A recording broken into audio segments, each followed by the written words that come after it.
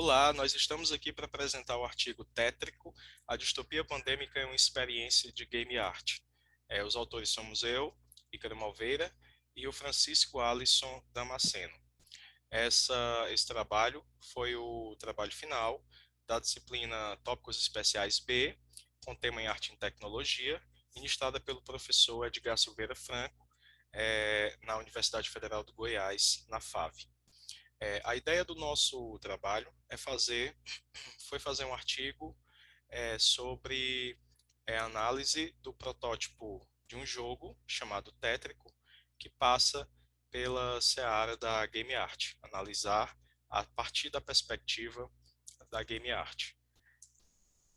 O trabalho ele começa a partir da ilustração de pequenos perfis, de um exercício de ilustração de pequenos perfis em um caderno de pauta cruzada, em que esses perfis eles iam se acumulando, se blocando, e essa organização dos perfis e das cabeças acabou nos levando a pensar em uma aproximação com o jogo Tetris, que foi desenvolvido pelo russo Alexei Pajitnov na década de 80, e os perfis blocados eles criam essa aproximação, né, com os tetraminós, como são chamadas as peças do Tetris, e a nossa ideia foi, a partir daí, a partir desse raciocínio, fazer uma releitura do Tetris, no entanto, trocando é, os bloquinhos, os quadradinhos que formam as peças,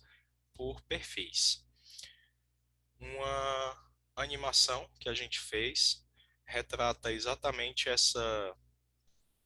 essa aproximação entre a mecânica do Tetris e a mecânica da nossa releitura. A seguir, nós pensamos, né, em uma... Foi algo muito natural ao longo do trabalho, nós pensamos em analogias que passaram a se estabelecer com o atual contexto pandêmico. A pandemia, ela naturalmente vai se instaurando muitas vezes nos nossos processos criativos e na nossa perspectiva de criação em arte.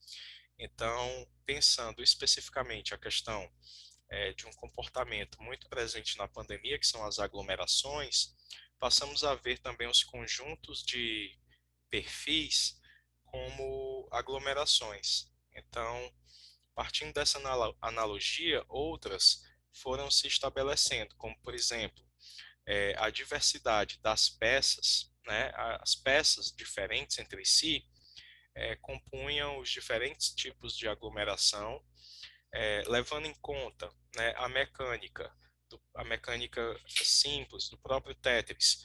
A gente entende que quando as peças, né, elas vão caindo até o final do grid, há uma supressão das fileiras de blocos, né, quando a fileira se completa, criando assim uma outra analogia com as perdas humanas. E, por fim, o nome que foi pensado para o jogo, para o nosso protótipo, foi Tétrico. Então, mantém uma relação, de certa forma, com o nome original do jogo, mas também ressignifica, né? Já que, de acordo com a OLED Digital, tétrico significa algo fúnebre, muito triste, horrível, criando assim um paralelo, né, com esse momento de crise sanitária e de pandemia em que estamos vivendo. Nessa segunda animação, a gente percebe uma, uma relação entre o jogo, né, e esse processo de aglomeração. É uma animação que busca representar uma possível abertura para o jogo tétrico. O grid ele fica obliterado pelos perfis que vão desaparecendo até formar o nome do jogo. As animações foram feitas na plataforma canva.com, e aqui nós temos uma mistura de processos que envolvem tanto o desenho como a produção de animação, como o próprio desenvolvimento de jogo em si, né? um assunto que se insere dentro do contexto da convergência de meios e da arte expandida, que é tratado, por exemplo, por Arlindo Machado, no seu livro Arte e Mídia. Avançando um pouco, vamos tratar da questão do desenvolvimento do protótipo propriamente dito, que o Alisson vai falar para a gente. Pronto. Pensando nesse contexto do desenvolvimento do protótipo, antes dele, a gente tem que pensar em qual vai ser o nosso motor gráfico para poder gerar ele em toda a sua complexidade. Existem vários no mercado, os dois mais famosos é a Unreal e a própria Unity, e que por meio deles a gente consegue estruturar o nosso jogo em componentes, scripts, imagens. O nosso escolhido aqui, no caso, foi a própria Unity. Como vocês podem estar vendo aí um pouco dessa interface dela. Você pode passar. Nesse processo de criação do nosso jogo, a gente teve que desenvolver algumas coisinhas. Na etapa em que isso acontece, ela se dá de 5 modos. O próprio grid, né, para ter o cenário para colocar as peças, né, como vocês podem ver aí no slide em questão, a sua movimentação, né, esquerdo, direito, baixo, as suas rotações, né, e por final, você conseguir limpar as peças. É, as peças, então, que foram desenvolvidas, a gente nomeou elas mais ou menos dessa maneira. As peças padrão, aquelas que se encaixam como os tetrominos, né, do próprio Tetris, né, por terem as suas letras T, L, S, Z e assim por diante. Mas também, para atender o propósito do próprio tétrico, né, ser um pouco mais fúnebre, a gente trouxe peças que são bem mais complexas por si só, né, peças que, notadamente, você percebe que elas não se conectam e não se encaixam devidamente. Você pode passar?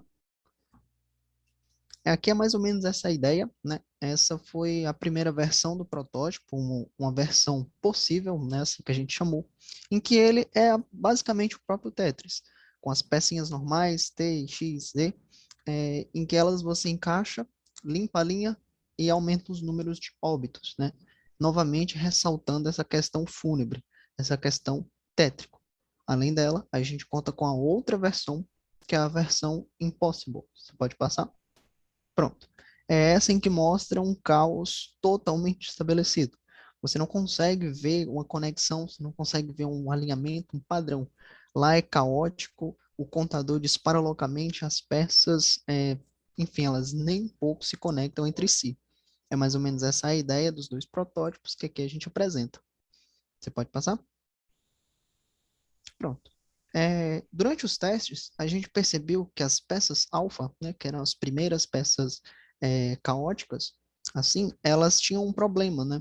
Elas não conseguiam conectar devidamente, né, o usuário, o jogador, a essa ideia de pandemia. Então, por meio dela, a gente adicionou essas máscaras, né?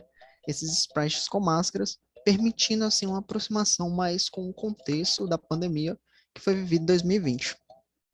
Pronto.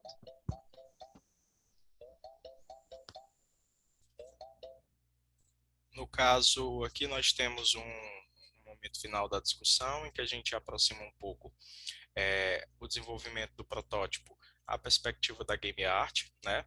E a game art, como estudo amplo que nos leva a entender um pouco que a experiência com o jogo não tem apenas uma finalidade, por assim dizer, lúdica, mas tem uma finalidade que caminha no sentido de propor uma reflexão e uma crítica social, a partir do princípio de que um jogo, né, em game art, produto de game art, consiste em um game que apresenta aspectos questionadores e reflexivos acerca da sociedade e dos próprios games através das análises e exames das leis que definem o universo in e out game. Então, nós temos, né, um jogo que traz essa perspectiva de metáfora, né, por meio de analogias, dessa atual realidade pandêmica em que vivemos. Aqui, por fim, nós temos as referências bibliográficas. Nós gostaríamos de agradecer a atenção de todos. Obrigado.